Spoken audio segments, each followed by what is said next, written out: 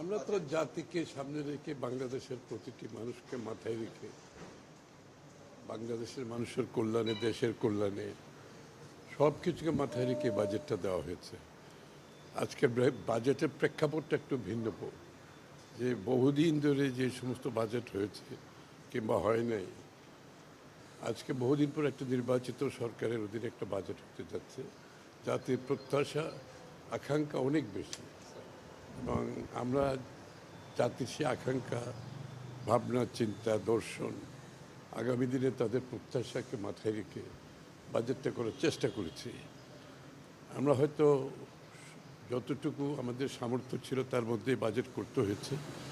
অর্থনৈতিক যে বিধ্বস্ত একটা ভঙ্গুর অর্থনীতি থেকে আমরা স্থিতিশীলতা এবং সামনের দিকে একটা প্রসপরস বাংলাদেশ দেখতে চাই, সেদিকে যাওয়ার একটা প্রচেষ্টা এখানে আছে, এবং সেটা সকল জনগণকে নিয়ে। এখানে এই বাজেটের সবচেয়ে মূল প্রতিপাদ্য বিষয় যেটা হচ্ছে, প্রত্যেকটি নাগরিককে এই বাজেটে অন্তর্ভুক্ত করা হয়েছে জাতীয় কার্যক্রমে, অর্থনৈতিক কার্যক্রমে, এবং অর্থনীতির সুফল যাতে সকলের কাছে যায় সেটাকে মাথায় রেখে কিন্তু বাজেটটা করা হয়েছে।